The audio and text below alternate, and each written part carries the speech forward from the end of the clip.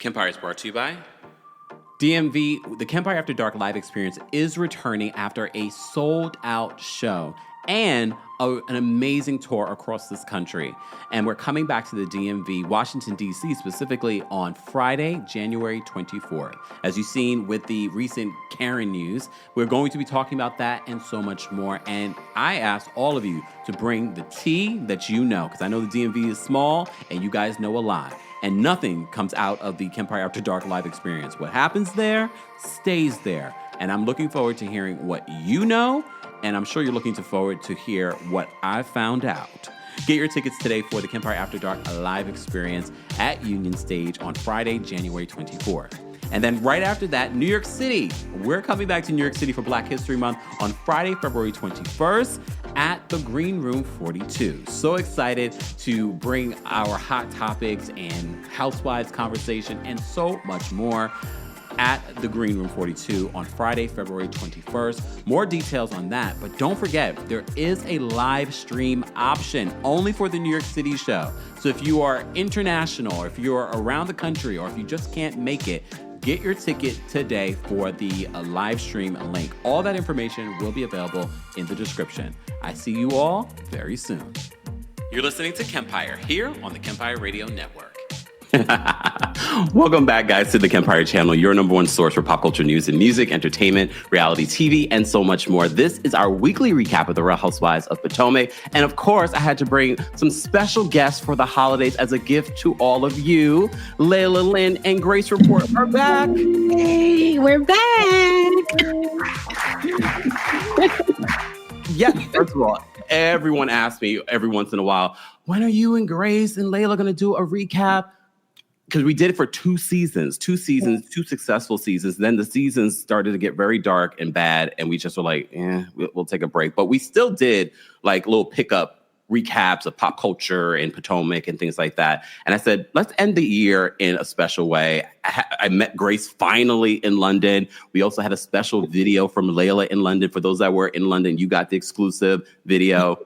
So it was special. It was kismet. And I said, and first of all, there's no drama either, y'all. I know people stop collaborating. You think that there's drama. We weren't fighting.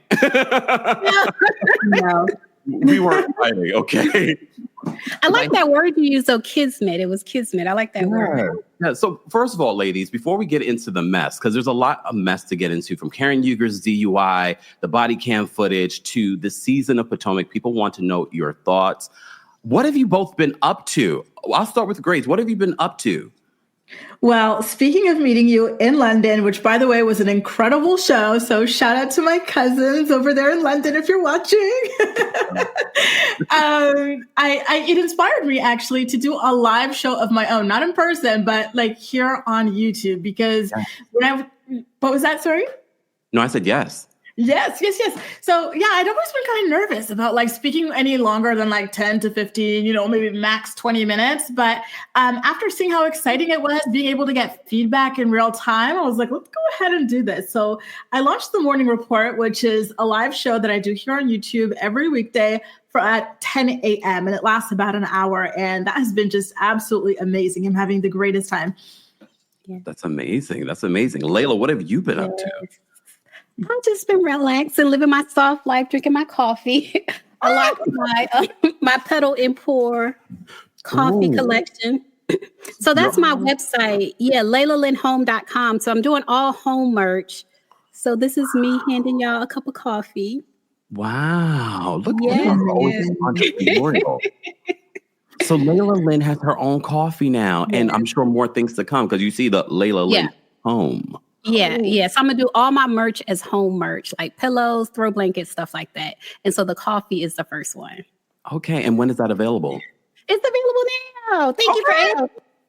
Everyone go to LaylaLynnHome.com and go get your coffee right now. It's the holidays. It's a perfect gift. I know some of you are already late with your holiday gift shopping, so it's okay. You can you can order now, and you can give it to people, on the 28th, 29th, 30th. First. Yeah, by the new year. Yeah, but you know what? It's really about like doing something like special for yourself. Like when you have a moment, like even if you're traveling, you take your coffee with you, make it in a room. So anytime is a good time to like have a cup of coffee with yourself. Anytime. I know that's right. Okay. Congrats, Layla. Thank you. You guys have been so busy. Y'all already know what I've been up to. So, but happy holidays, everyone. Thank you so much for being here for our Real Housewives of Potomac recap. But before we get into what's been going on with the season, don't forget to like the video. Don't forget to share the video. Don't forget to subscribe. And don't forget to follow our guests, Grace Report and Layla Lynn. All of their information will be available in the description. Okay? We have to talk about the breaking news from last week that Karen Huger, the star of Real Housewives of Potomac, the Grand Dame, apparently Andy Cohen gave her that name, that yes, we discovered all of this, and apparently she's also Thomas Jefferson's concubine. So before we get into that, I just want to remind you of the body cam footage that came out. She's been convicted of 5 of the 6 charges that she was facing. I did talk with allegedly Stephanie a little bit more about that case. You'll see the video of that today at 2:30 p.m. Eastern. But let's take a look, ladies, at this situation with Karen Huger. Just a little. We're not going to watch the full 30 minutes. Just a reminder of what all of us watched last week together. Why are you interviewing me? Because you were in an accident and you appear to be impaired. Well, I'm not. No, I appear, but Okay, I'm not. that's right. That's why I'm asking questions. You ready? Yeah. Let's go. Okay, no, ma'am. You're not free to leave. Honey, You are not free to leave. you can't go until we answer some You questions. answer the question. I'll answer the question. You Okay, then you stay Okay. right there then. But you- Okay, for me. Don't okay? touch me. All right, don't Okay. go anywhere then. Don't touch me. Karen, please. Don't touch me. I'm not touching you. Listen. You good? I'm good. You have it? I'm good, but You'll answer. I will help you answer the questions. Okay? Where is she coming from? Okay. I should have probably taken a cab. You probably should have taken a cab, yes. Thank you. We're in Uber. But I'm very rich. I am Thomas Jefferson's concubine, and I have the nature of your point as well. So that's just a synopsis. That's just a synopsis. Layla, what was your reaction when you first found out about Karen Huger being convicted and then the body cam footage coming out? Well, to me, I reacted more to the body cam footage. When I heard she was convicted, I was like, yeah, because she probably was drunk. You know what I mean? The whole time I thought she was drunk. But the body cam footage to me was like jarring. Like, you're not just a little drunk, you're a lot drunk. Like you're toasted. Like she said, I'm lit. And anytime you're telling the police I'm lit, like you in trouble. Baby, you in trouble. So I hated to see Karen in that way. And it just, just as a person who drives or even walks on the side of the road, I don't really walk on the side of the road, but just in general, as a person, I just hate the picture like being on the road with Karen. Yeah. You know what I mean? That angered me, picturing myself on the road with Karen as a driver or a pedestrian. Yeah. Grace Report, what was your reaction to the conviction and the body cam footage? I was in pain, in physical pain as a la dame. I just felt like, oh my God, how could she do this to us? How could she? Because the way she was describing it, the way she was like, I need my soldiers. Y'all can't, wait until you see everything come out. Like, I really thought, like, I didn't think she was innocent, but I didn't think it would be that bad, And so just to think with the way that she was posturing on the show, knowing that this is what it really, was like, was just really horrific to me. I was disgusted and, ashamed to like, how could she do that? Yeah, I agree with you, Grace, in regards to, I didn't think it was as bad as it was when we finally got to see the footage, because the way that she was posturing on the show, you would have thought that there was some gray area, that she wasn't that inebriated. And I did speak with allegedly Stephanie. She had to see this body cam footage. Evidence is presented to you before you go to court.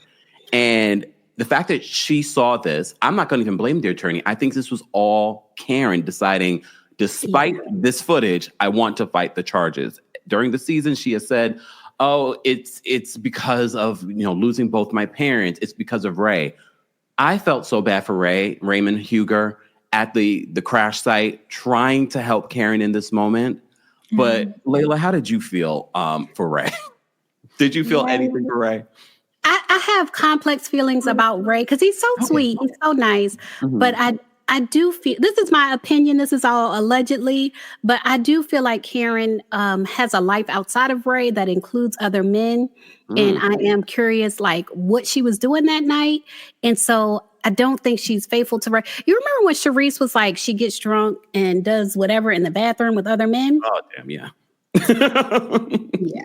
So I feel like it took me back to that moment, like, was Sharice right about you? Like what Sharice said, it made me wonder if that was one of those nights with Karen. Like, was she with another man that night? Is that why her hair was wet? Because she took a shower before she came home, but then she didn't quite make it home. And so then Ray is on the scene, trying to speak for her. And it was just a lot. Can you talk more about the wet hair? Because I thought that's how it was. But your theory behind the wet hair that we see, the wig that we also saw in this week's episode, I think it's the same wig that was struggling to stay on. Yeah. It was a struggle. My theory, it's wet, like it's soaking wet. And the more you go along in the footage and it starts to dry, you can kind of see the way it's drying. It looks like it's drying from being soaking wet. Like if you were to shower in your wig, or maybe you were in the jacuzzi in your wig, Karen. Like whatever she was doing. She was doing something in her wig. This is my opinion. This is my theory, is that Karen was doing something in her wig to where her wig was wet. And then you see in that hour's, worth of footage, you see her wig start to dry the way it dries because it's wet. Yeah. Wow. This is why I love when you guys come through, because I would have, especially I'm not a wignista. Yeah. Not yet. Look, not yet. Never too late. Give you a man unit. Give me a little man unit.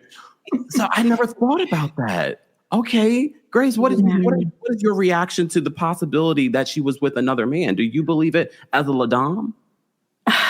I do believe it. I do. When Layla said that, I was kind of like shocked. I believe mainly, I like the jacuzzi theory that like it was getting wet from the water. But there's so many things that do not add up in her explanation about the car swerving away from it. But there's there hasn't been any real mention of another car since all of this has went down. And wondering who would let their friend, because it's assumed that she was out with a friend, but who would let their friend get behind the wheel like that? I'm so curious about who the other person was and if we'll ever get the answer to that, whether it's a mistress or if it's a friend. Yeah.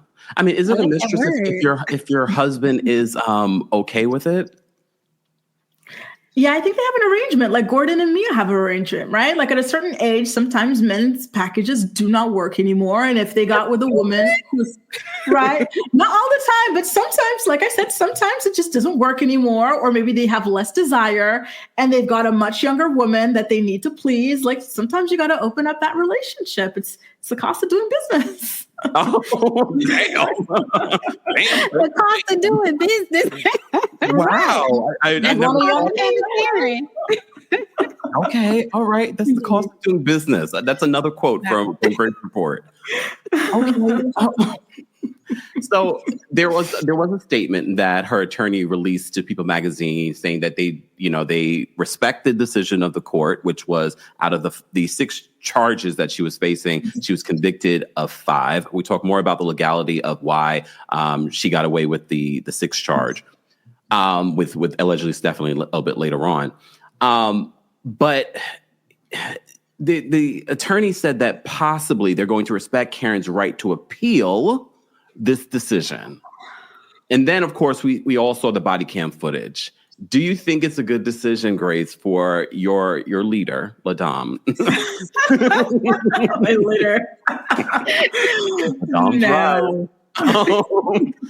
Do you think that it's a good decision for Karen to appeal this case, or should she go straight to jail? I think she might have to go straight to jail or pay a fine or whatever it is. Because, maybe not even jail time, depending on how strong her attorneys are. She might negotiate rehab or some kind of alcohol prevention program or something like that. I don't know.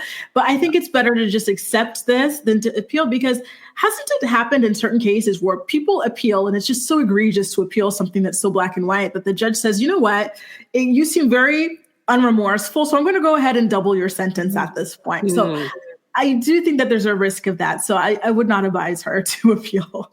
Yeah. In your legal expertise. In my legal expertise, here on my kitchen counter, do not do it.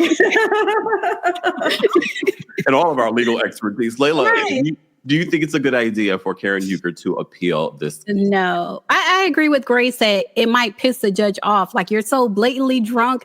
You're talking about your Thomas Jefferson's concubine. Like, you're so drunk. You're so lit and it's like, to me, it's like a whole ego thing. Like you need an ego check. And that's why I feel like she does need at least 1 to 2 nights in jail. The community service to me is not going to get it because I feel like Karen, she's involved in the community. And so I feel like she needs to hear the bars like clank, clank. You're not special. I know you said you're all of these things, but all of those things don't matter when you're on the road, liquored up like that. All of those things don't matter. So I do, unfortunately, even though, I do consider myself a Ladam, even despite the fact that, yes, I love Karen, but out of love, I do want to see her get a reality check. Yeah. And we have to remind folks that this is at least her second DUI. I'm glad you said at least, because I have heard that it might be higher. There might have been another one. So I don't know, maybe that was just scratched from her record if there was another one, but that is concerning. And this season alone, I don't know if you guys seen it, she admitted to being behind the wheel of the car a couple of years ago when she was hanging out with Mia and Mia's friends. Oh, yeah, that's right. She said she pulled over. She said she pulled over. However, you still got behind the wheel of a car. And I at this particular point, I don't know if I believe that Karen Uger decided to pull over and call her driver. But why is everyone letting her drive like this? Where are her real friends in her life? Like, if she was with Mia and Jacqueline and they were friendly or friends at the time, how did those girls let her drive home alone like that? It's really shocking to me. Well, I've had my friends back in the day, like when I used to drink and go out, like back, my 20s or whatever. My friends would drive my car for me. Like I have vivid memories of being in the back of my own car because my friends were looking out. You know what I mean? So that is a good question. Where are her real friends? Here's the thing, though, and I agree with both of you. Karen Uger's a 60-something-year-old woman.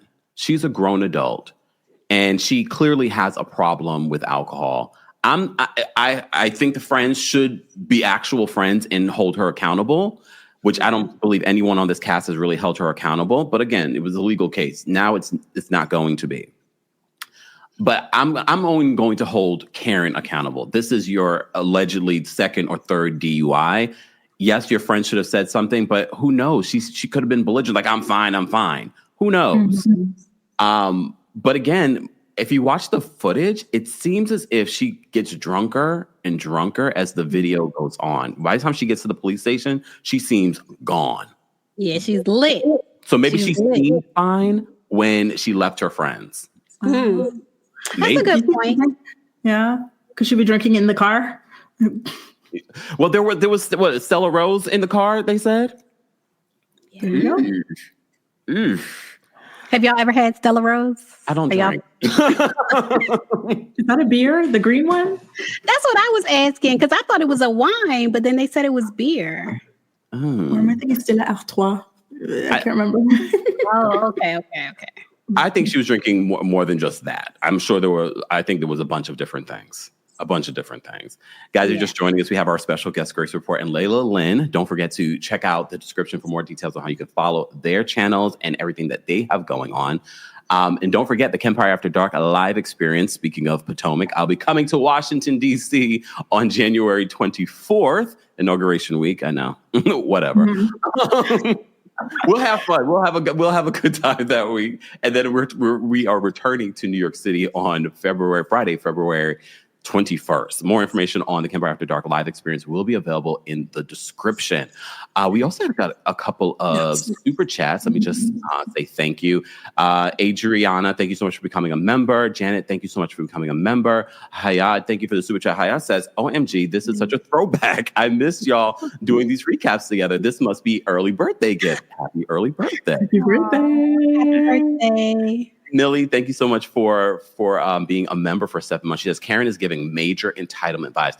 Ladies, question about that. I think a lot of people are also reacting to the things that Karen was saying in the body cam footage as coming across as elitist. And like, what was your reaction, Layla, to some of the things that she was saying? Do you just say like, oh, she was just drunk? No, it was deeper than that. And this is what I was saying. In my mind, I'm going to look at it is if you get arrested, everything you say is your defense. And so if you look at everything she's saying as her defense, I'm George Jefferson's concubine. That's my defense. what she said, I'm Black and Russian. That's my defense. Like, if you look at everything she said as her defense, you can see that she is entitled. She's very entitled. And I was so sad to see it. Like, it crushed me. And then when you look at this episode, between her saying clankety clank to Jacqueline, and then she's talking about, you know, she needs an OG check. And a lot of this fame and reality stuff, I think, has gone to her head. You know, they call me the Grand Dame, she's saying in the body cam footage. Yeah. Grace, what was your reaction to some of the things that you heard Karen say, like the elitism of it all? Did that stuff stand out to you? The one that's going viral, "You're poor and white," was just... Girl, now where did that come from? You know, what's that got to do with anything? It was just so mind-blowing, the things that she was saying. But listen, she was lit. And at the end of the day, she is a very kind of like arrogant person. We saw that in the first season, first episode, where she had that outdated kitchen talking about, I'm married to the Black Bill Gates, all sorts of things, trying to teach Ashley, have her under her wing, all that stuff. So I'm not surprised. It's who she is. And I think maybe that is what we kind of like about her. When it comes to our housewives, we like them to be a little bit delusional, funny, arrogant, and shady. So that part doesn't piss me off. To me, it's just in general, the fact that she is drunk driving. That really pissed me off. The other stuff, it's like, you mess. I don't think a lot of people are talking about that enough in regards to that. Especially when we see so many reality TV stars getting DUIs, but specifically, like, Karen is very lucky that she didn't harm herself, but more importantly, that she didn't harm someone else, because she could be facing a lot more serious charges. Do you guys think that she will actually get jail time? I really hope so. I really hope so. I feel like that's the only thing that's going to bring her like to reality, because she is delusional, and delusional is entertaining. So we are entertained by Karen. She's very entertaining. But I do think she needs that reality check, because, okay, this time you didn't hurt anybody. But if you don't get that reality check, there could be a next time. Yeah. And what happens next time? The second or the third time, fourth time? Yeah. Yeah. And then to be the judge, I feel like the judge has to do their job. You know what I mean? Like, they have to protect the citizens in that area. Like, they have to do it. Grace, do you think she should get jail time?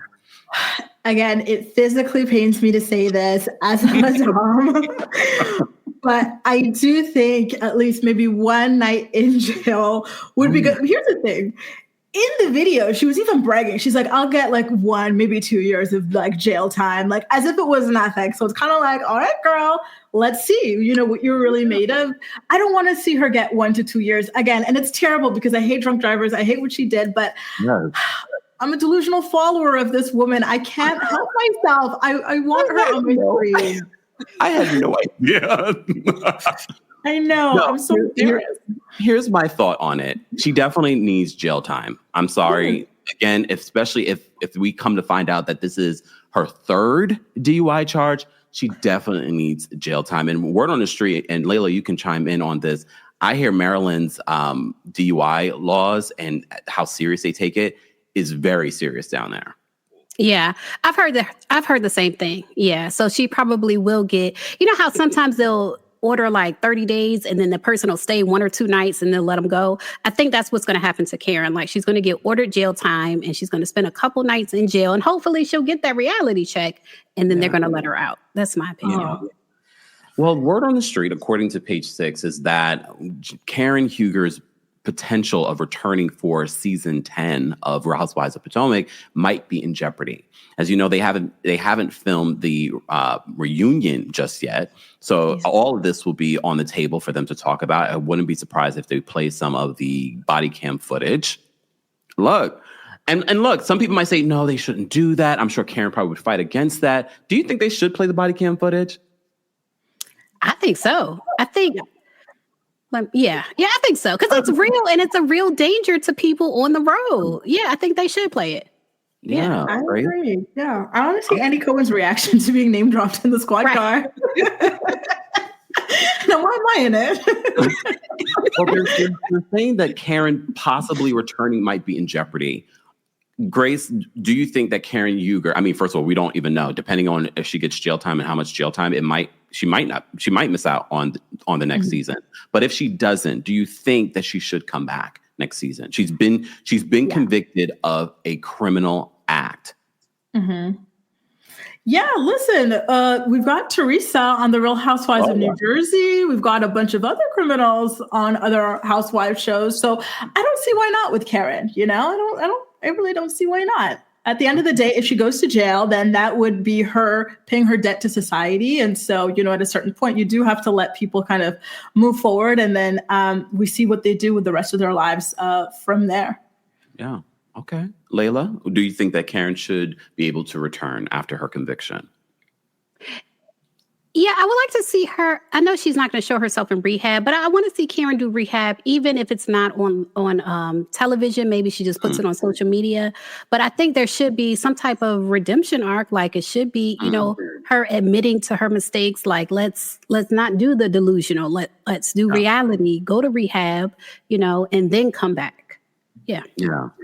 Yeah, I'm on the fence about it because we've seen, of course, how people have gotten away with a lot, like Teresa Giudice, and then come back. Mm-hmm. But part of me is sort of like, based on watching the body cam footage and how much of this fame has gone to her head and how that has led her to be so irresponsible, part of me is sort of like, I think the biggest punishment from Karen Huger is not being on this platform, is not getting rewarded for bad behavior like they've done in the past. So I understand we're talking about reality television and we want to see the real. We also want to see how the other ladies react now that she's been convicted. But part of me is sort of like, I'm not too sure if she's really going to learn her lesson from this. And not everything should be for public fodder. Kempire, this is why you got blocked. Back up off my girl now. Back up off my girl. You are punishing me if you take her off of Housewives. No, I didn't do anything. Put her back. No. I completely forgot that Grace would always come from the sideline. She's a sniper from the side. Oh, wow. I completely forgot that I got blocked by Karen on Twitter. But okay. Okay. No. Well then, your point has been made, Grace. Yeah. Okay, fine. Bring her back. Grace can be entertained. Thank you. Put her back. And Kempire, I need you to bring Kempire After Dark to Surrey County. Maybe have her as a guest. Make amends. We can do it. We can do it. I can definitely meet you there. Maybe we're going to all be in attendance. Here's the thing. I would definitely be down to interview Karen after she's gone to rehab.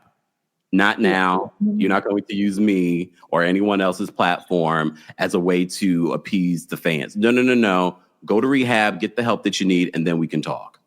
Yeah. I'm not even sure if I would want to talk then, but we'll see. Look, well, speaking of the season and Karen during the season and how she's really been just sort of like, wait till the truth comes out. Now the truth is out. Based off of what we've seen Karen talk about throughout the entire season, and now we've seen the body cam footage. Grace, how are you feeling about how Karen has sort of, handled herself during the season? She is a master manipulator because she managed to shut everything down by pretending like it's a super vague thing. It's not a big deal. Like I was not real, I might have blown like 0.01 over what I should have, sort of a thing. And now it comes out and it's too late for the girls to really say much because they've already taped it and she might not even show up for the reunion. Who knows? Or maybe she'll have another strategy, which is now, hey, listen, I'm going through an appeal. It's still in the courts. I cannot talk about it. So she won. How do you feel about that? How do you feel about your mom doing that? This is why I like her. She's like leaps and bounds ahead of the other ladies. Do you think the other ladies would have been able to pull that off? Absolutely not. No. You gotta stop, Grace. It has to be a limit. It has to be like a boundary set somewhere. She's doing the most. And I feel like she never thought this footage would get out. And it kind of makes me wonder, okay, Karen's doing the most as far as acting like everything's okay. It's no big deal. I just need y'all to soldier for me. But then we see Jacqueline doing the most on the other end. And it just makes me wonder, do y'all think anyone on the cast saw this footage, but before it became public? Like, did Jacqueline see the footage? Did Mia see the footage? Is that why they're doing so much? I don't think so. Especially because I don't think they would have seen it before the public. unless Karen showed it to them. Karen, of course, and her attorneys had access to that footage, unless they know, oh, wait, you're right, but doesn't Jacqueline, her PP... Yes, and he don't follow the rules. We know he got his own citation. So maybe that's why. Maybe she's seen the footage. Maybe. How do you guys feel about how Karen has been treating Jacqueline throughout the season? Layla, we'll start with you. Well, I kind of feel like Jacqueline deserves it because from what I'm hearing is that Karen, Karen is friendly. When the new girls come on the show, like, she's the grande dame. I feel like she's kind of welcoming. And they're saying the reason her and Jacqueline were like on the phone, like Jacqueline says, oh, Karen called me drunk. But they're saying the reason that she was on the phone with her is because Karen was trying to help her like stay on the show. Like Karen was lending her a hand and now Jacqueline is turning on her. So I feel like if you turn on me at my lowest moment, then you get what you get. So I do agree with the way that Karen is reacting to Jacqueline. I agree with it. Grace, you called her thirsty. I agree. Live. I agree with was that privileged? Here's the thing. It's true that Karen is not like a Jazelle, or a Robin where they'll try to haze people like immediately upon meeting them. Like she accepts people with open arms. So it was really disappointing to see that Jacqueline went from having Karen as an ally to an enemy because she's not strong enough to have Karen as an enemy. She can't, clap back the way that Ashley can or somebody else can against Karen. And it's just been so disappointing because when Jacqueline was against Mia, I loved it and I wanted her to have a fluke, but she's just not been good. It really hasn't. So y'all remember that scene? I want to say it was like the one of the Lake Norman episodes when Karen and Jacqueline were going at it, and Jacqueline had to literally go sit beside Mia to like get some strength to go against Karen. Oh my God, that was terrible. I was like, this is why you'll never be a housewife. You can't even sit alone and go against Karen. Well, here's the thing with Jacqueline. I didn't dislike Jacqueline when she came on originally. I actually was like, oh, so she's not that bad, but everyone hated Jacqueline then. But now I could understand everyone hating her now because you could tell that she is Mia's lapdog throughout the season. And even when she was trying to defend Mia at Wendy's birthday party, Mia walked away and saying, oh, you didn't have my back, and she's done with her. So I think, I don't know what's going on. Clearly that Jacqueline came on this season trying to be Mia's alliance. Maybe Mia promised her like, well, you'll be on the show if you're friends with me. Right. And I feel like we're seeing a lot of the behind the scenes in front of us this season of Potomac. We're talking about OG checks. We're talking about filming. I see them breaking that fourth wall. How do you feel about that, Layla?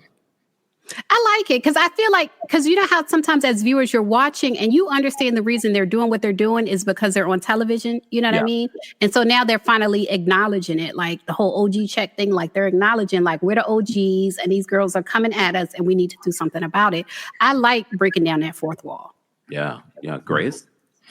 I'm not sure that I really like it, to be honest with you, especially when Mia had Jacqueline with the 8 citation balloons at Karen's house. It kind of sometimes feels a little like staged. Like I want to get lost in it and feel like this is all real and it's, not really producer driven or staged or anything like that. But to me, sometimes it's okay. Sometimes it feels staged, depending on the stunt.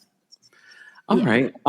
Since we're talking about one of the newbies and the friendos of the show, I mean, we haven't said a lot about Jazzy, and I can't wait to hear your thoughts on this woman and her Mia math.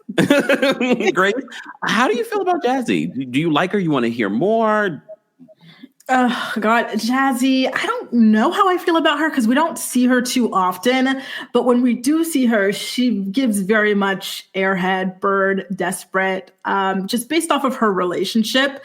And it's disappointing because when she's with the girls head to head reading or, assessing them, she is on point. And it makes me sad whenever you see like a beautiful, smart, like sophisticated woman who's witty and all that stuff. But then like when it comes to her love life, it's like a huge mess like that. It's disappointing. Yeah. Layla? It reminds me of Kenya. Remember how Kenya was on Watch What Happens Live one night, and Andy Cohen asked her, like, you seem so strong, you're so witty, you always have something to say to the ladies.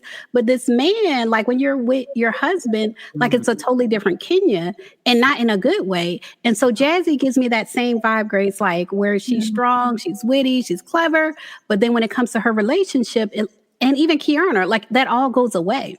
You know what I mean? Like she humbles herself for her man to the point where it's like, where you at, girl? Like, what happened to the Jazzy that we were getting to know? What happened to the Kiana that we were getting to know? So I'm not a fan. I don't. If you don't have kids, sometimes you're more invested in a relationship to where, you know, someone might cheat on you and you might be like, okay, when I look at the bigger picture, maybe we can get past this. But for her, she's not married to the man. She doesn't have kids. Like, she doesn't have ties with him to be such a, I almost want to say doormat to him. Like, what makes him so special? I don't see it. Yeah. No. I initially, when we were first introduced to Jazz, I was like, I kind of like her. I feel like she was standing out even more than Kiana. Yeah. But then that whole Mia math with the relationship, and then she switched it up at the Love Lagoon, where she was sort of more direct. Like, yeah, he cheated. There was, I don't know if I trust him. I felt like she sort of got the notes and that's why she switched up, but I just don't know where to land with her. But I still have my eye on her. Speaking of someone I have my eye on, Kiana, how are you feeling about this newbie who went from a friend of to a full-time flute holder? Layla? Grace. Oh, I was saying Grace. Okay. I like her, y'all. I like Kiana. My only gripe with her is like the relationship. Again, I don't like her relationship, don't like the guy. And I don't like that she is highlighting his business more often than she's highlighting her own. She's got a beautiful, glamorous business. It fits right in with the girls. She could do these treatment parties with them and stuff. And she dresses up nice when she's there. But with the guy, it's like the polo shirts and like the half empty office and whatnot. And I don't get it. This is a once in a lifetime opportunity. Promote yourself, not a random boyfriend. Right. And he is random. She thinks he's more than that. I think she thinks he's her future husband. And to me, she gives, I'm auditioning. And not for the show. I feel like she's auditioning for the role of his next wife. And I hate to see it. And like you said, Grace, her business fits in perfectly. Like it's an audience that would love that. You know what I mean? But instead, she's there promoting his business, his social work business. And then she says her business runs on autopilot. And it's like, no, if you feel like you're on autopilot, that means you might have the opportunity to like step it up. You know what I mean? Like it's a step up opportunity, not just sit on autopilot. And so I just hate to see women audition to be wives. Like either he likes you or he doesn't. And I just feel like she has so much work ahead of her. Like if she wants to be his wife, it's not going to be relaxing and enjoyable. I feel like he is gonna work her and I don't even know if she's getting paid now. Like the work she's doing for him, like the sales and marketing, it's not clear if she's getting paid. She said he referred to her as an employee, and that was kind of jarring for her. But it's like she is working for him for free, and I just hate to see it. I hate to see that. Kiana mentioned that he doesn't love the fact that she's on this show, but he's trying to support her. Grace, how do you feel about Greg in general? On the show, and you can definitely see that he does not want to film. It kind of reminds you of Mark Daly. Yeah. You know, I feel like Greg knows that Kiana's out of his league. And so he wants to do everything he can to keep her from like realizing that she's that girl. She's beautiful. She's smart. And she's got real money. I don't know if you guys follow those pages where like they show off like the clothes that the girls are wearing. With half the girls, it's like, oh, she's wearing, I don't know, Fashion Nova or Shein or something like that. But with Kiana, it'll be like real, like expensive. Like even if she's wearing a plain shirt, it'll be like a designer expensive. Like she wears a lot of subtle stuff, but like very expensive stuff. So she's got the money, she's got the beauty, she's got the businesses. And this guy, like, sure, he's got like a great job, you know, as a social worker and stuff like that. But I think that deep down, he's trying to neg her and make her feel like this is the best she can do, even though it's not. And I hate that for her. Ooh, okay. Layla, how do you feel about Greg? Well, I got a thing for guys named Greg. I have to be honest with you. Even my son. Oh, really? Yes, it's Greg's everywhere in this family. But yeah, I do think he negs her.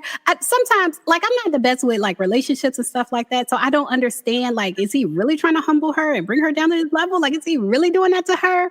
Or is she like volunteering, you know, I don't see what she sees in him for her to do all this for him. Like for her to audition to be his wife and do volunteer work for his company. Like, I don't see what she sees in him. So their relationship to me, it just doesn't look lovely and peaceful and enjoyable to me. It looks like hard work, hard labor. Oh, damn. So a lot of people were excited. A lot of people were excited about Kiarna, but this season they feel like she started off strong, but now she's sort of like fumbling it, and maybe because of the relationship with Greg. But last week we were talking about the comment that she made in regards to the trip. She really didn't seem excited about this Panama trip. She likes to go to Europe cities. Grace, how do you feel about her comment in regards to that? You know what? I said that I think she might be at least a little bit, slow, like grammatically challenged or something like that. Just the way, because I'm sorry, but the way she speaks in almost every sentence, there's like a glaring grammatical error. And now we're learning that she's like geographically challenged too. It's like, come on, girl, like you're so successful. You're so this. You said your business runs on autopilot. Use the rest of the time, studying maps, something. Okay. Layla, how did you feel about that comment that she made? When I travel, I like culture. And so when I travel, of course, I like European countries, but also like African countries. Like it can be anywhere because I want to see what y'all doing. Like what y'all doing over here? That's my main question when I travel. Like, let me see what y'all doing. And so I understand other people might travel for different reasons, but to me, I look at travel as like an opportunity to see people's culture.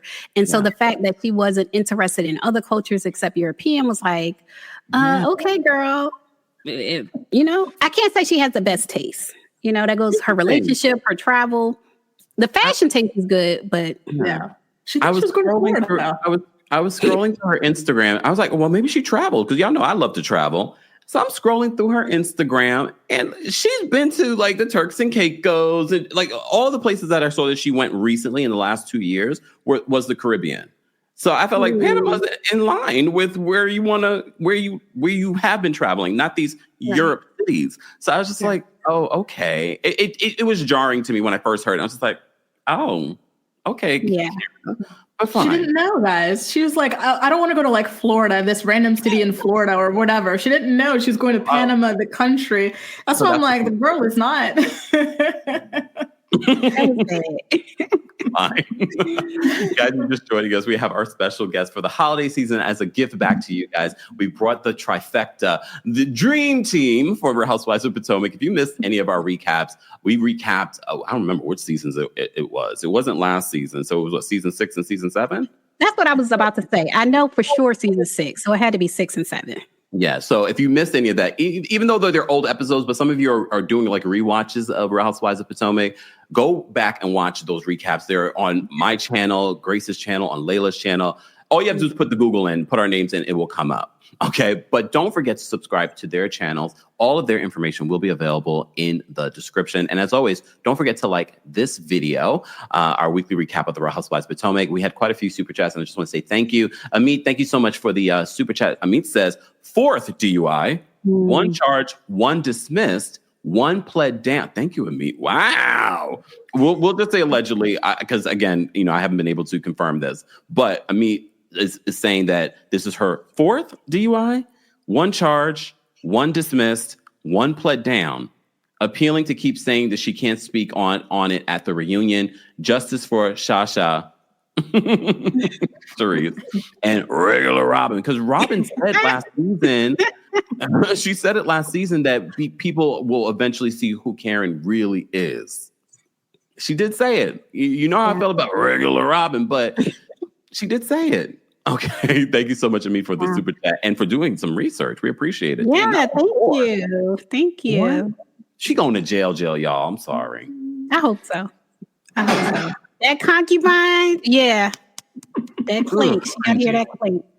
Delon, thank you so much for the super chat. He says, happy holidays, Grace and Layla look beautiful. So what about me? Am I chopped liver? You look good, Kempire. I see, the full body in the videos and stuff from the lives. It's Pilates. Be agreed to the Pilates. It's working. Yes. Anne-Marie, thank you so much for being a member for 16 months. We appreciate it. Is it possible that she has ABS and that is why it seems like she's more inebriated as time passes? Maybe. What is ABS? I'm not a medical expert, so I don't know. I don't know. Millie, thank you for the super chat. Millie says, anyone who repeatedly drives drunk, racks up 3 DUIs, and still makes excuses is dangerously entitled and lacks self-awareness. They need jail time and rehab, no excuses. Thank you, Millie. Yes. Yeah. Especially now that we know this is possibly, allegedly, the 4th one. Brandy, thank you so much for the super chat. Brandy says, I heard that the original plea offered was for 6 months jail. 6 months in jail? So if that was the original plea, they probably gonna give her more, y'all. Or maybe house arrest? No, you're right. If you don't take the original, you, from my understanding, you do get more. Yeah. Yeah. Damn. That's why she didn't want to take the plea. But you saw the body cam footage. Mm-hmm. Oh, Brycey, thank you for being a member for 22 months. So I love when Layla, Grace, and Kemp do RHOP recaps. Me too. We do too. Yeah. Sharon says, thank you for the super chat, Sharon. Sharon says, Karen got the Nene syndrome, but I want her back after rehab or jail. The other women get to come back after she put in quotes, back after changes/jail. She should be able to too. I mean, you're right, but we also have to keep in mind that Bravo, ever since the reality TV reckoning, updated their code of conduct. So some of those things that were excused in the past might not be excused today. Just want to point it out. The HR Army is bringing it up, okay? Mama Jamma, thank you so much for the super chat. Mama Jamma says, I'm a client of Kea's. Her business is glamorous and successful and bougie. I think she's dimming her light to highlighting his business to convince him to film. Oh, so that was probably her bargaining chip. Like, I'm going to highlight your business. I'm going to wear your T-shirts to get you to film. That's probably right. Not smart. Instead of highlighting her business that would be hugely successful from being, it's already hugely successful, but even bigger from being highlighted on the show. Unfortunately, I'm sorry, Greg, not a lot of folks that are watching Housewives care about your business. Yeah. Sorry, like I hate that. Like, I come from a social services background too, but I'm like, that's not what they're watching this for. Yeah. Ariana, thank you for being a member for 18 months. This is too much. Karen needs help. Love you all. Allie, thank you so much for being a member for 2 months. House arrest is a privilege. She needs jail. All right. All right. Okay. Back to this. I just don't know. She is a woman of a particular age, but I agree. I think she needs to learn her lesson. Karen definitely needs to learn her lesson. Yeah. It's a lot of older women in jail. A lot. Okay. Like she will not be in bad company. Yeah. Damn. All right, since we were talking about the newbies, let's get into the newest newbie, Stacey Rush. How are you guys feeling about Stacey Rush this season? Grace? Love her. Obsessed. She is so fun. She seems to have such like an innocent spirit about her, especially since like the bunk bed gate. And I'm really happy to have her. I am. I just love like glamorous, like chill, chic Black women on TV. And she's definitely all of that. Preppy. I love her. Big fan. Yeah. All right. Layla, how are you feeling about Stacey Rush? Same. I love it. I love the way she carries herself. I do feel there's also a little delusion with her and this whole TJ situation. Just the fact of being married, but then you're dating on the show and he doesn't really, it seems like he's uncomfortable with her being married, like dating her in public, is a little bit much for him. But yeah, it's a lot going on there and I love it. I love when someone is like, I do love the delusion, whatever they think they are, whether it's true or not, whether they're that girl or they just think they're their girl. That's how I feel about Stacey. I love it. Yeah. I love it. I call her the Palo Santo, the sage of the season. Yeah. We needed it. it. She's refreshing, but this relationship with TJ, some people are now speculating that this is not a real relationship, that she just brought him on the show to have someone to film with, because apparently I think she was originally she wasn't divorced when she first signed on to be on, or getting a divorce when she was signed on to coming on to Real Housewives of Potomac. That all kind of played out during the season. So I don't know. And people speculating on TJ. Look, we can speculate all we want. Okay, the blouse is saying everything that we need to know. Okay, however, I have to remind you ladies, I love me some Stacey, but I hated the way that he spoke to her at Dr. Wendy Acefo's birthday party. It was weird. It was aggressive. It showed signs of abuse that I'm just like, what is going on? I warned you. Grace, what do you think about TJ and Stacey's relationship? Because everyone on this season has an opinion about their relationship and them not having sex. That's an important element to add. They're not having sex. Grace?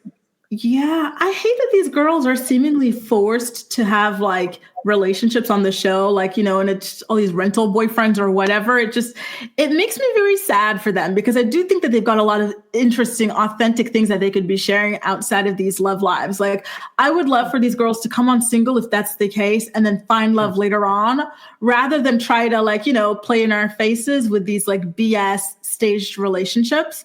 And then when it comes to them kind of being celibate, I hate the way the other girls are acting about it, like particularly Jazelle and Ashley, because I don't think you need to go running around sleeping with everybody. Because they keep telling her, they're like, go run, try all these other Ds around, the DMV. I'm like, why? Why don't you guys tell her to get to know other guys? Why is it, lay it low, spread it wide? I don't get it. It's weird to me. Yeah. How are you feeling about Stacey's relationship with TJ? I just think because you guys, some of you may know that I have gone through a divorce before.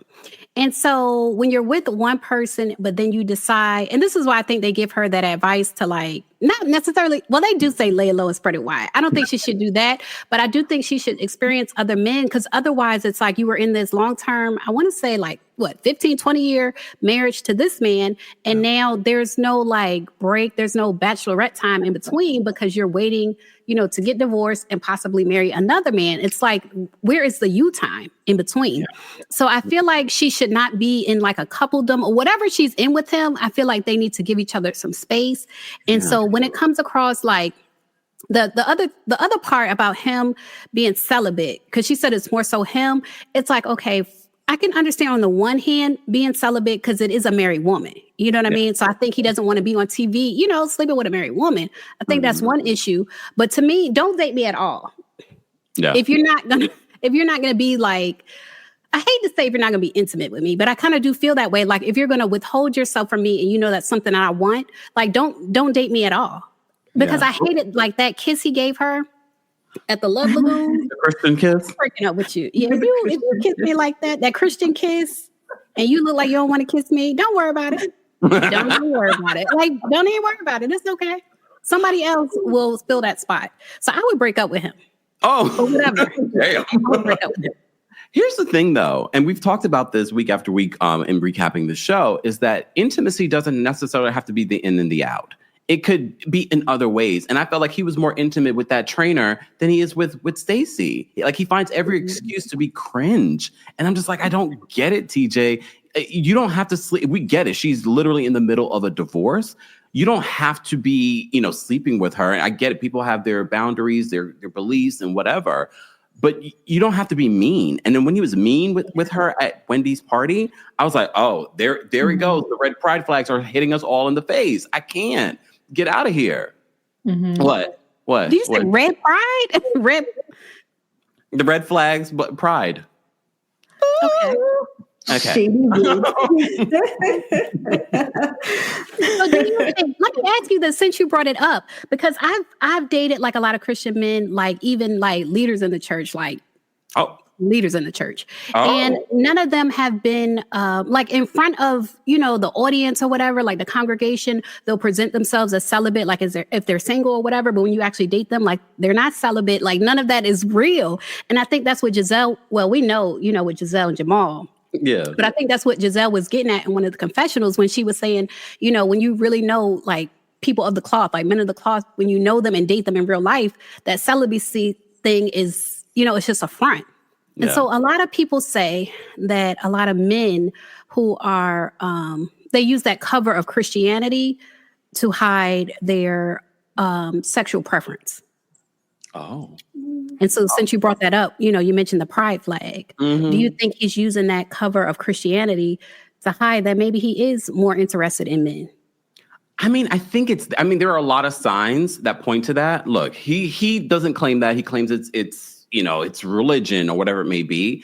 But the fact that the way that he's spoken to her, the way he's treated her. Again, intimacy or being kind. I felt like I'm more intimate. Look, Grace and I were hanging out. If you had filmed us hanging out, y'all would have thought we were dating. Based off of based off of what we've seen with Stacey and TJ. Because I feel like I'm still kind to my friends. So I just feel like he's not even kind to her as a friend.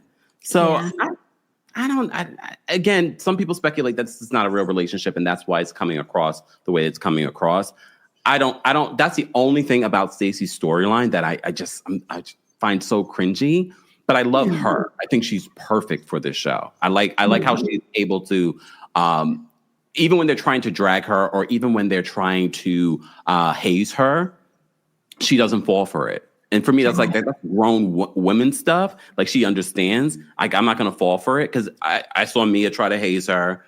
We hear how Karen is. Let's do OG check on these newbies. They got to fight. We don't. So you can see that some of these folks feel like it is sort of like the sorority. I just like the fact that she hasn't fallen for it.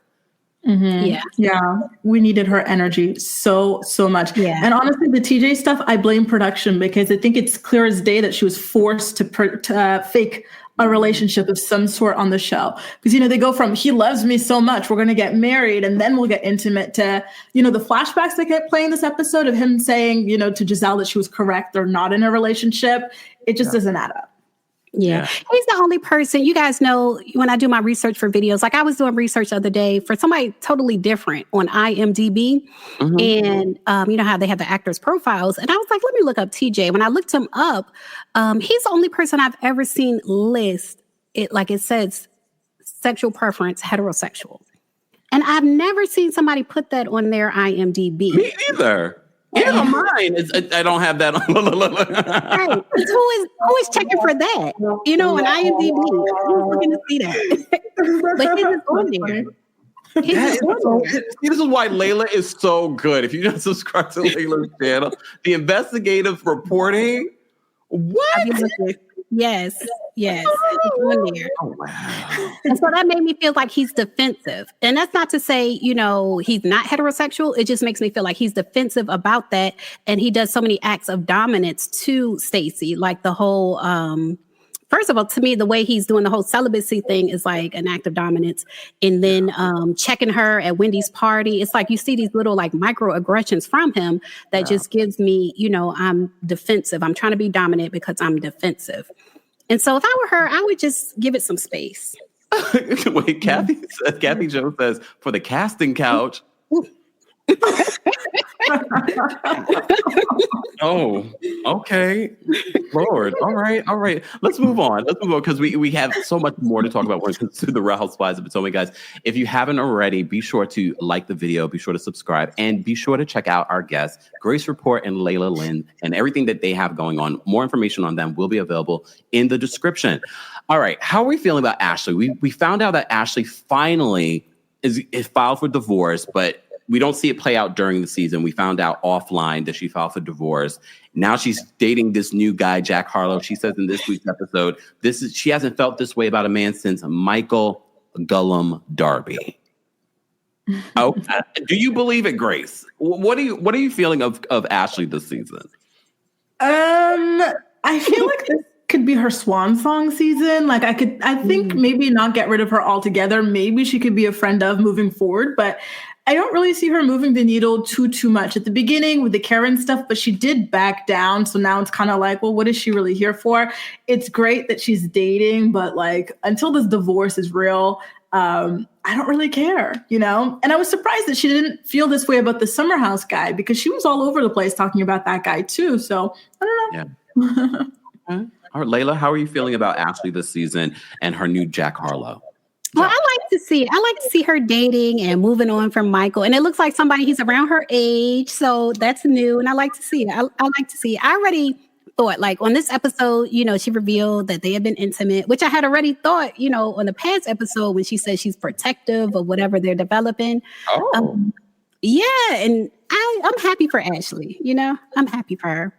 Well, I nearly forgot to talk about Ashley when we were in London, Grace, remember? I said, let me not forget today. Because I really don't have anything else to say about Ashley this season. Part of me doesn't even care. Right. Be honest. Yeah. But I'm not going to even lead this question. I just want to ask simply. I'll start with Grace. How are you feeling about Jazelle Bryant this season? Well, listen, this was a London discussion, so I will repeat it again. I am surprisingly feeling Jazelle this season. Like, for me, she made RHOP unbearable for like a long time. So now that her henchman is gone, like, she has to play nice with the other girls, and it's working for me. I like that, like, we don't have this ugly energy anymore. But I will say I loved the way that Wendy clocked her on her double standards in last night's episode, because it is true. You know, I don't think she's beating those colorism allegations anytime soon based on the way she treats Wendy versus the other girls. And that's not okay. You saw she got very defensive. She got did. Very defensive when Wendy called her out. Mm-hmm. Yeah. But they rolled the tape. To me, when she did that, when she was like, well, Wendy, I didn't expect as much from you as I do Mia because Mia's my friend. To me, doesn't that mean you should be even madder at Mia because you expected more from her as a friend? Like, to me, it still didn't make sense. So I see Jazelle trying, like I see her trying to be the nice girl. I see her trying, and I like to see her try. You know, it is easier to watch the show without her and Robin tag teaming, but I still feel like I see some fatal flaws in Jazelle. You know? Yeah. I'm not falling for it. For me, and this is how I conduct my life, I'm a very forgiving person. However, and not that Jazelle needs my forgiveness, but I'm just talking in general. I'm not falling for what production and what the network wants us to believe. Like, we forgot what we've watched for the last how many seasons with Jazelle and some of the problematic things that she's said and done. At the top of this season, she's like, I don't want to talk about any isms in her conversation with Wendy. And I said, what do you mean isms? You talking about colorism? Is that what you're referencing there? Yeah. I was like, okay. And so I'm not, for me, it's going to be seeing Jazelle change over time, not the narrative the network wants to feed us to believe that Jazelle has magically changed from her toxicity over the last how many seasons.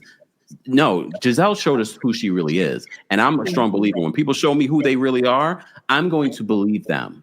Mm-hmm. Absolutely. I'm open to Jazelle having her little fun and quirky moments, but I'm not one of those folks, in the Bravo universe that's gonna be like, Jazelle is amazing again. I love me some Jazelle. That's not going to be me. I'm gonna keep my good eye on Jazelle.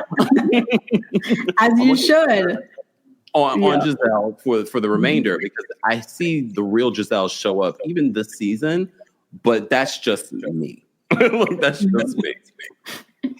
How are you guys feeling, though, in regards to Mia? Mia, people say that she is now the new face, the new face of the show, Real Housewives of Potomac. Between her divorce from Gordon, her new boyfriend, her relationship.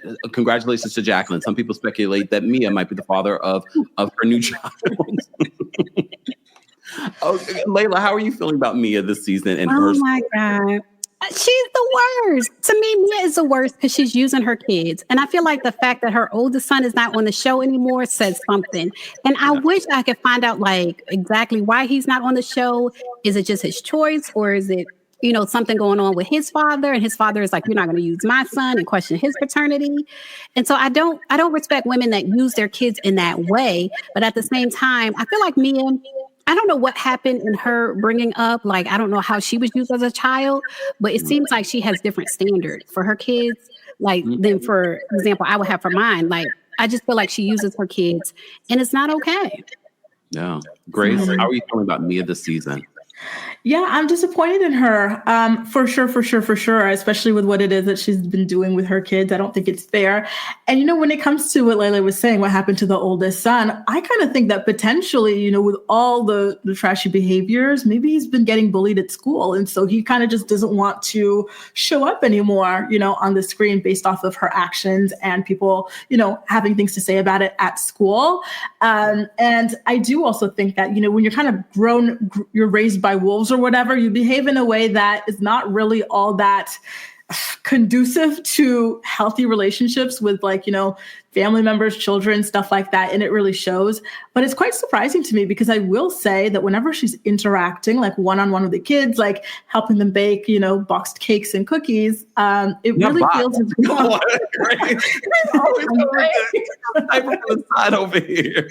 Box. Okay, go ahead. It really, because it's so funny. She'd be like, you know what, guys, let's get to baking. Like they're gonna do like this full-blown project, and they whip out a box. You're like, all right, girl. But she's wrong with a box? Ain't nothing wrong with a box. She's good with them one-on-one, but she turns around and throws them under the bus, for a storyline, and it's kind of scary. She and Ashley are similar in that respect to me. They're two like ruthless women who will throw anyone under their bus for like money or survival, and they scare me in that regard. Wow. Here's the thing with Mia. Mia be lying. We know that. But this is why I find her so hard to believe in any scene. And when we know housewives lie all the time, however, the fact that she lies so much, you can't tell when she's having a genuine moment. Even in this week's episode where she's telling the ladies that she doesn't know what page Gordon might be on any given day. I feel like she's using Gordon's mental health as a storyline. I feel like she's using her kids for a storyline. Even in this week's episode where she's like, you always want to be near mommy to her daughter after her daughter called her out a couple of episodes ago that we don't want you marrying Mr. Ink. And she tries to make it seem like the kids don't know about her relationship with Mr. Ink. Nothing is true with her. And it's so hard to even watch her. Mm-hmm. Layla, how do you feel? People are saying that Mia needs to go. I see that a lot. Do you think that Mia needs to go? I don't know. Even though I'm not feeling her storylines, I might give her another season to like get it together. I don't know that she necessarily needs to go. Now, Jacqueline, we can get rid of Jacqueline, but Mia, I feel like I would give her another season just to see how things play out with her and Gordon. I would give her at least one more season. If we can give Ashley, all these seasons, with what she got going on, I think we can give Mia at least one more season. Okay. All right, Grace. How do you feel about Mia returning for another season? You know what? I will say that I agree with Layla, and I agree with you in that, like, there are certain things that are just, disturbing when it comes to her. But at the same time, the storyline is still, very dynamic, and it's still an open thing. So maybe one more season to wrap it up. And then if she doesn't spin in a more kind of like positive direction, we would probably get rid of her or demote her to friend of. I'd be open to anyone being friend of except for Charisse and Robin. I don't like when they tried out Charisse. But yeah. I met Charisse at the Summer House Martha's Vineyard premiere party. She was lovely and she looked great in person. Mm-hmm. No. Grace is not impressed. She invited me on her podcast. I was like, oh. Did you go? No.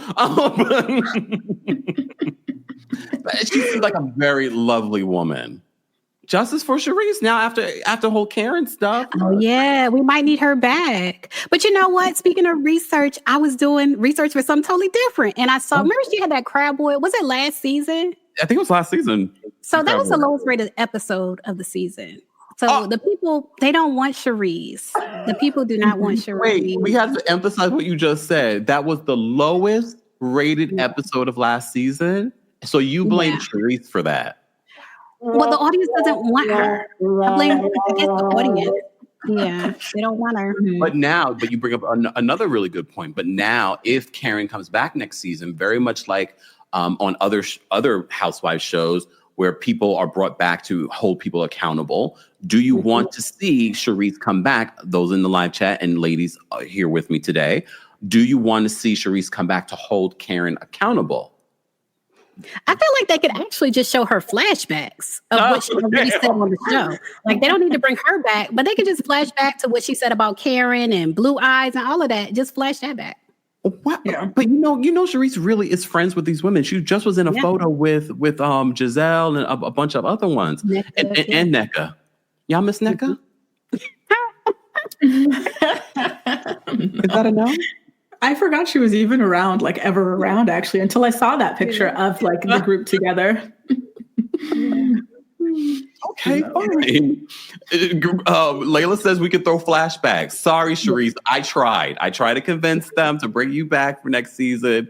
But you're right. Like, based on what we got from Sharice those last couple of seasons that she was around, it wasn't a lot. It wasn't a lot. But you never know. You never know. They might bring her back just to, hold Karen accountable. Speaking of holding Karen accountable, I really do feel as if this season the cast themselves have not really been that hard on Karen, except Mia. How do you ladies feel in regards to how the cast has navigated Karen and her charges?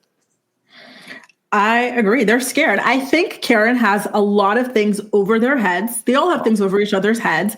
And she threatened to go nuclear on them because at the beginning, what did you see? You saw Ashley being shady. She said, here's a gift basket of things like the Uber things, a birdhouse you can paint. You need to find something else to do other than drive drunk. So she really was ready to go hard on Karen. And then she just let up all of a sudden. I think Karen knows where the bodies are buried. She does.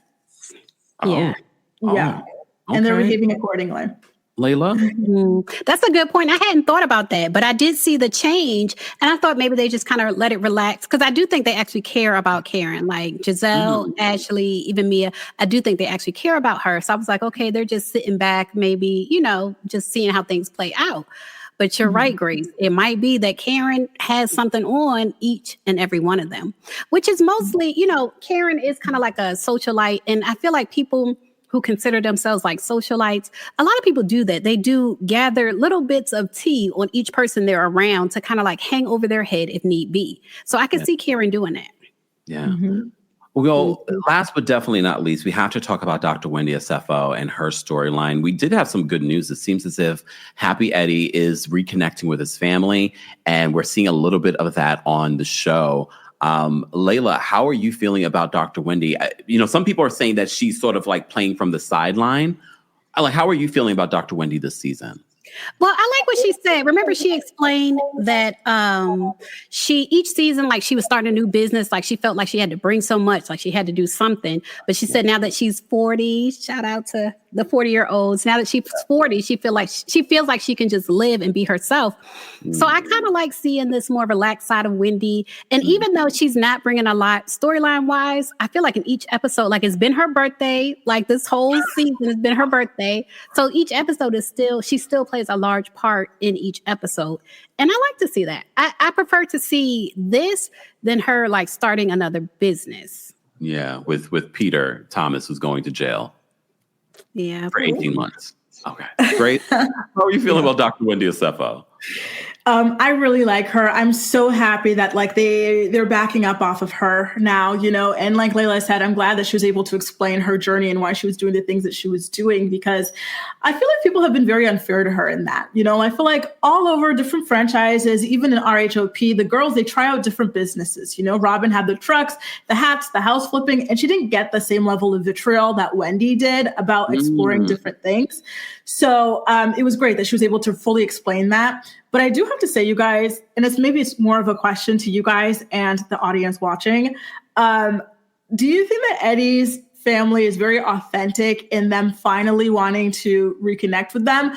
Or do you think it's television driven? As in, these people are on TV. There's all sorts of different opportunities. I'm seeing her launch a book, candles. I'm seeing the husband launch, businesses as well. Can we get in on this? Because to me, it's also convenient. Children were born. They didn't care. Now, all of a sudden, these people are on TV and you want to come back in their lives. Like, if the kids didn't do it, then I don't trust you for anything else, to be honest.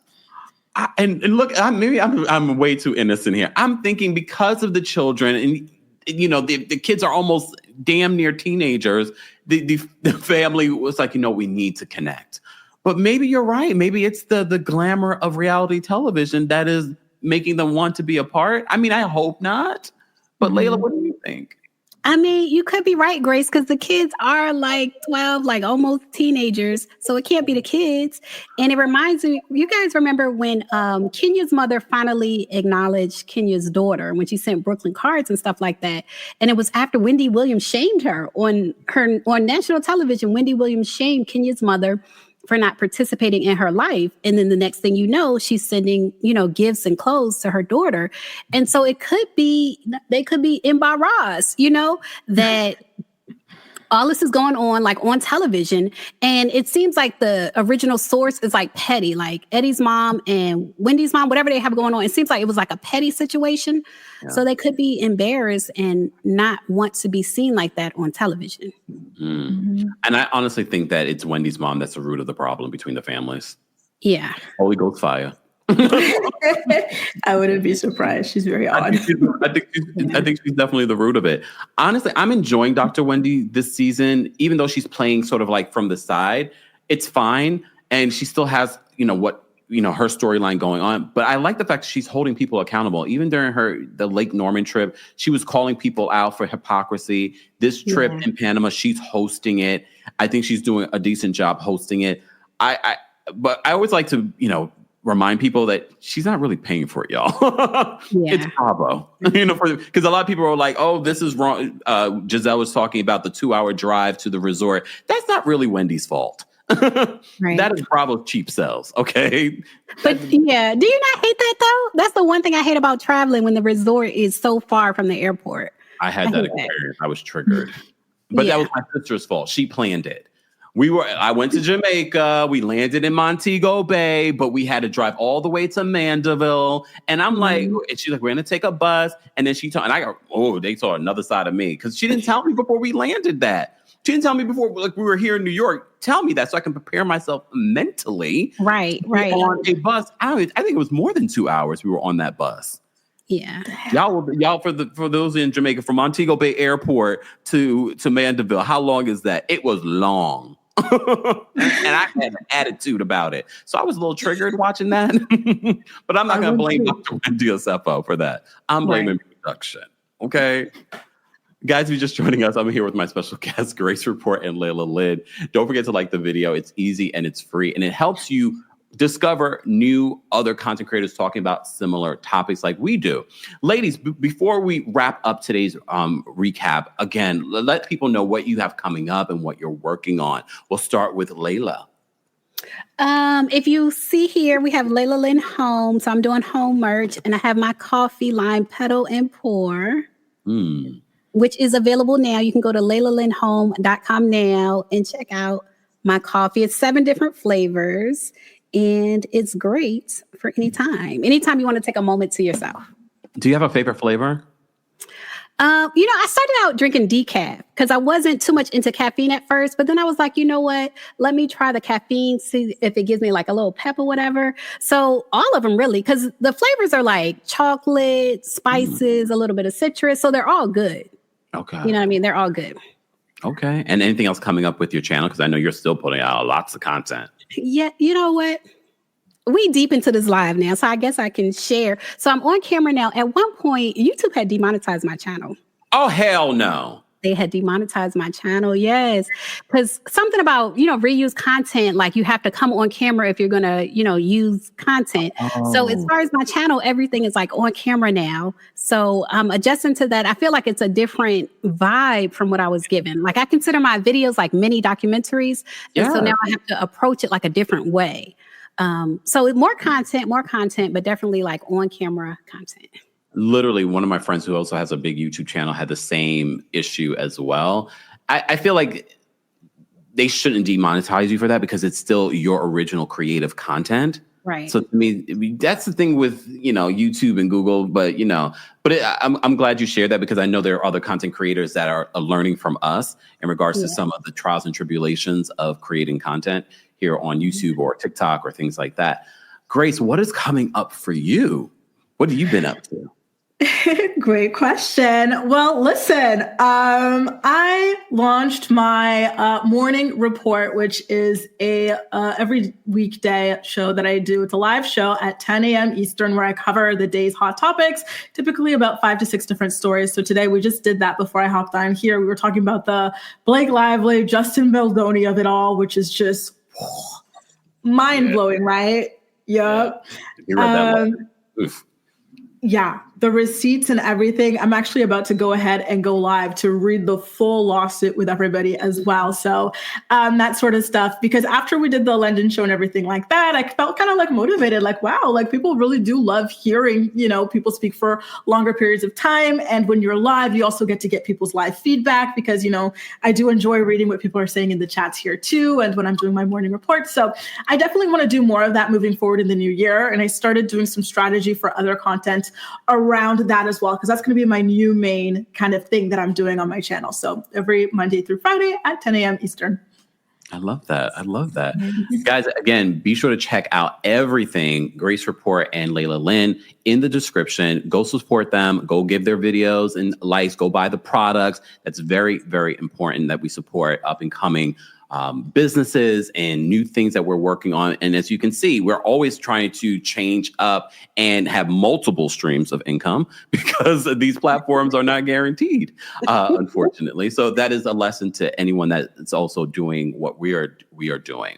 But Replay Crew, we haven't forgotten about you. If you're watching this, don't forget to like the video and don't forget to check out everything Grace Report and Layla Lynn in the description. We had a few super chats that I wanted to talk about. Hey, Adrian, you've been a member for 37 months. Wow. Damn, have I been on YouTube that long? Apparently. Adrian says, if Teresa and all her felonies, can come back after defrauding the government, then Karen can come back after her DUI stint. Not stint. Wow. Sharon, thank you for the super chat. Sharon says, can understand the pressure to have a man when the title of the show has wives in it. Still better to be single and successful than abused and mistreated. Well, that part. Mr. Melon Magic says, thank you for the super chat. Child, TJ is just a verse bottom with wrinkles. Now, why'd you have to put that in a super chat? Brandy, thank you so much for the super chat. Brandy says, correction.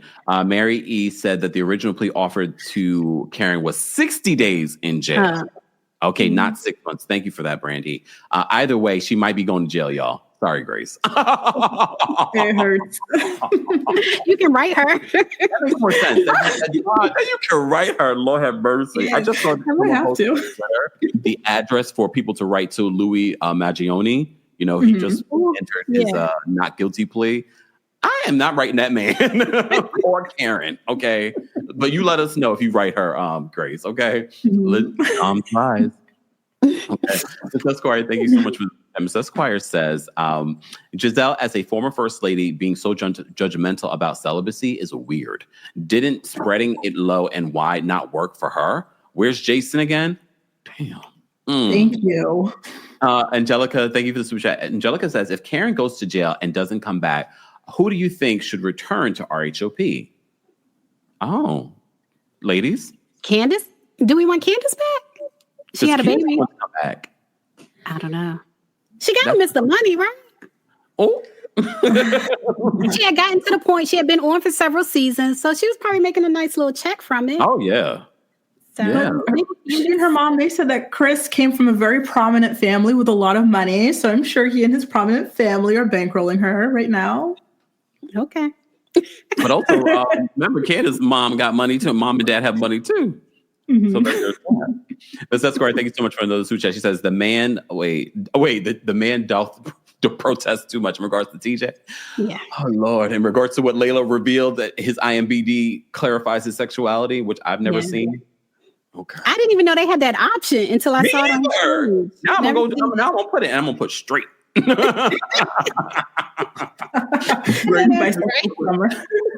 Gracie, thank you so much for the super chat. Gracie says, check the Jasmine brand. It says that Jazelle wanted the scene about her daughters edited out. I believe that. How did you feel about Mia talking about Jazelle's daughters?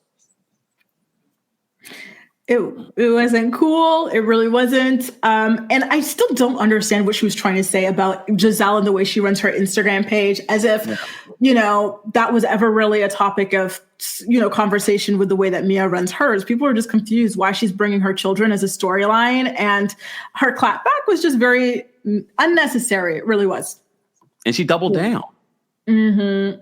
Yeah. Which is weird. Yeah. And we saw on the preview for next week, you see kind of Ashley saying, like, if you're going to double down, like, I can't stand with you. Like, I can't, be cool with you like that if you're doubling down on it, because they're just girls. You know what I mean? And so I can't be surprised. Mia uses her own kids for a storyline. So I can't be surprised seeing her use Giselle's kids for a storyline. I'm not surprised, but it's low.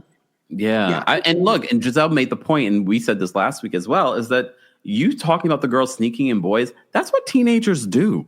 Yeah. So that wasn't shocking. And Jazelle was like, yeah, and? Look, and? Right. Zoe, thank you so much for the super chat. Recap of Mia. First season, she used her mother. Second, her best friend. Third, Gordon's mental health. And now her children. Wonder who will she use next season? Probably Ink. Look, probably Ink. Or maybe all of the above. Just say it. Judy, Judy also been a member for 37 months. Love when y'all get together. We do too. We do too. Sashay Shantae, 41 months. Damn. Wow. Thank you so much. We appreciate the support, guys. We really, really do. Sashay Shantae says, happy to see the dream team. Nice holiday surprise. I agree. Robert is letting us know. He says, hello, Kempire, and Grace and Layla. You three have heard the news that the lawyers for Karen Huger will be in federal courtroom, Washington, D.C., Baltimore, Maryland on January 15th. Okay, so that's before I come down to Washington, D.C., so we might have an update, guys. Don't forget the Kempire After Dark live experience. We'll be returning to Washington, D.C. On Friday, January 24th. So that's literally like over a week from that court date. So go get your tickets today. More information on that show will be available in the description, along with our New York City show for Friday, February 21st. More information on the live stream option for that show is also available in the description. All right, ladies, before we wrap this up, what are your overall thoughts and expectations for the rest of the season for Real Housewives of Potomac? I'll start with you, Grace. What are you looking forward to? What is standing out to you? What are you loving? What's your overall feeling? That is such a good question, because, that was episode 12. So I'm wondering how many more episodes do we even really have to have a big turnaround? But I want to keep things where they're at right now. I'm really liking, there's some drama, but overall it's not toxic. There's no bullying or anything like that, like extreme anyway, going on. So I want to see Wendy continue to have a good time and to call out the double standards when she sees them. I would love to see Jazzy have a bigger moment. I would love to see Kiarna step into her role a little bit more. I want to see Karen continue to dismiss Jacqueline, and I would love the beef between Mia and Jazelle to evolve a bit more, because I feel like for an OG, Giselle's a bit of a disappointment. Like, she came for your kids and that's all you've got. Like, she doesn't handle herself well one-on-one. And I really need her at this point to be able to step up and do that. Yeah.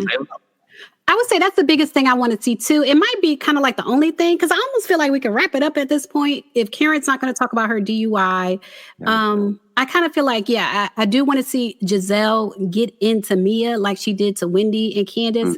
I feel like she owes that to the audience. If she's trying to show herself as a different person, I think it's kind of like only fair if she did that. But other than that, I think that's the biggest thing that I want to see from this season. Yeah. Yeah. I mean, look, I feel like the season has been good. It hasn't been their best season. I do enjoy Stacey as an addition. I hope that she doesn't bring TJ back next season. I want to see Stacey single, doing it, dropping it low, having a good time. I do want to see that. It will be interesting to see I feel like that's going to be the biggest part of what we can expect for the rest of the season, especially when it comes to the reunion. I think the reunion is probably going to be filmed right after the holidays, before she's sentenced, unless they decide to hold off. But I feel like I think that would throw off their schedule for filming.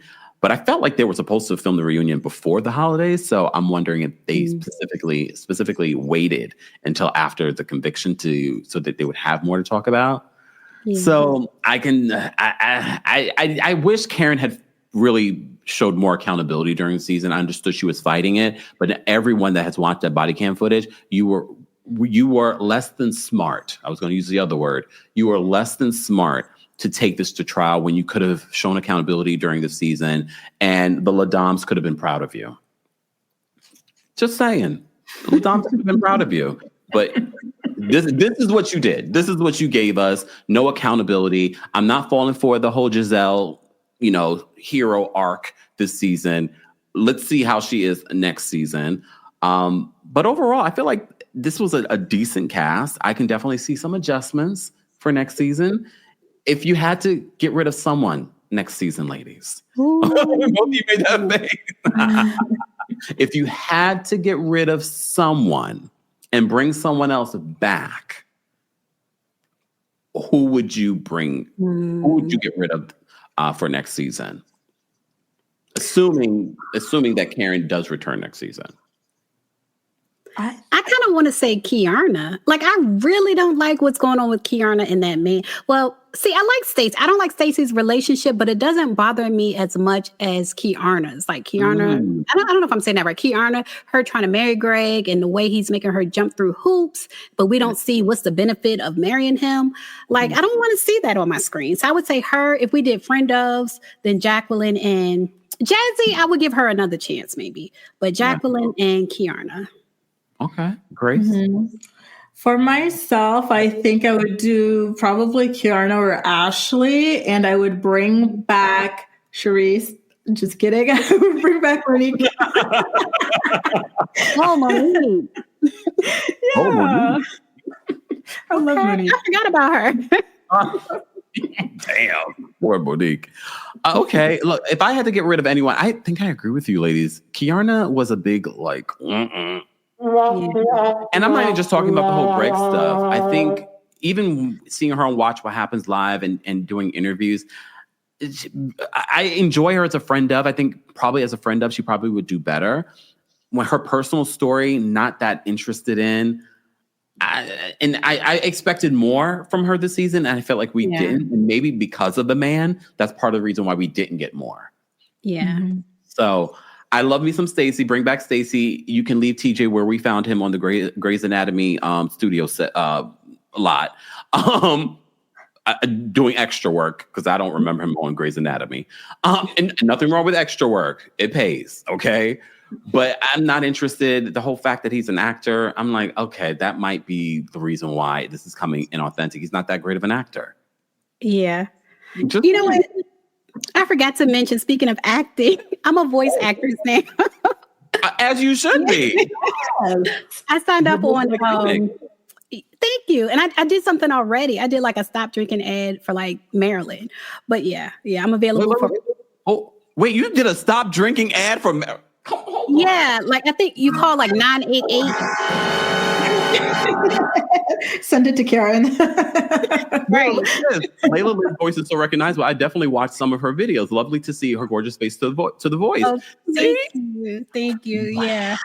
Yeah. If you're in Maryland and you're you got to hammer in this for a minute. And I apologize, ladies, for keeping you so long. But you did a stop drinking ad for Maryland. Yeah, for Maryland. Yes, for 988. Like if you're drunk, it was for the holidays. Like if you're drunk during the holidays because you're depressed, you're missing your family or whatever, you call 988 and they counsel you and stuff like that. I did an ad for that. Someone send it to Karen. Well, Karen's gonna hear them like, I know that voice. Right. She'll block you next. Well, so you got LaylaHome.com. You've got your YouTube channel. You've got now you're doing voice act. I didn't even think about that. Like, that's perfect. That is perfect. Yeah. Okay. Excuse me. The ladies are busy and booked and busy. We got Grace Report's the morning report going on. All right. First of all, thank you, ladies, so much for doing this. Happy holidays. I'm just so happy that we're able to do this. And we promise we will definitely in 2025 do more of this, guys. We have done this in the past over the last couple of seasons of Potomac when we weren't recapping it. We've met up. We've also talked about hot topics as well, because all of our channels, we cover everything, not just Housewives. We cover everything in pop culture. So make sure you subscribe to everyone. And if you haven't already, be sure to like the video. I did see, thank you so much, Miriam. Happy holidays, everyone. Hoping for another London meetup in the future. Most definitely. Had a great time in London. And Layla was there in spirit. Grace was there as well. we had a really, really great time in London. And as always, I appreciate you both for being here. Anything else that you wanted to say about Real Housewives of Potomac or what you got going on? No, I just want to wish you guys a very, very happy holiday season. Merry Christmas, Happy Hanukkah, whatever it is you guys are celebrating. Have a great time to you guys, Kempire and Layla, and of course, all of you guys in the chat and those of you who are watching the replay. Most definitely, most definitely. Yeah. And I think we should do a little bit of a little giveaway because, you know, it's the holidays and I like to give a little something during the holidays. Okay. So let's do a little bit of a giveaway in the live chat, guys. Be sure to drop your Christmas trees and Santas and all that in the live chat. Let's give away a coldest water bottle. Why not? Right? Have you guys gotten a coldest water bottle? I love me a coldest water bottle. Keeps my water cold, still cold. Yes, it does. I have a huge one. It really does work. Yes. It really does. I've been using one since the beginning of this channel. I've been using one. Yes. So let's give away a coldest water bottle. And shout out to the winners from yesterday's giveaway. I will be getting back to you guys today. Those of you in the live chat, let's choose a winner for today.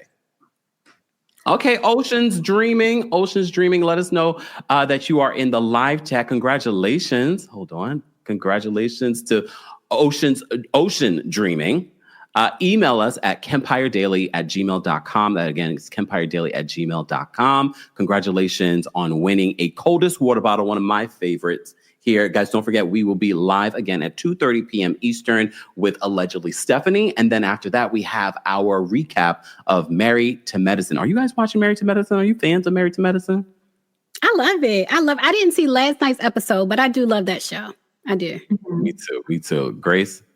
It's been a while, y'all. I gotta catch up. I'm a couple seasons behind, but I did see the little clip of Contessa and Heavenly going at it, and that looked really juicy. Yeah, we're gonna be talking about all of that. And ladies, as always, I appreciate you both being here. Again, guys, make sure you follow both Grace Report and Layla's channels and everything that they have going on. Support.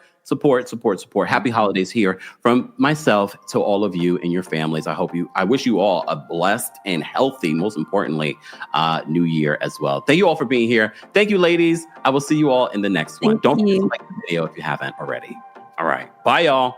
Thank you. Bye. Thanks for tuning in to Kempire here on the Kempire Radio Podcast. As always, don't forget to give us a 5-star rating on Apple Podcasts and on Spotify. And for everything Kempire Radio, head on over to kempireradio.com.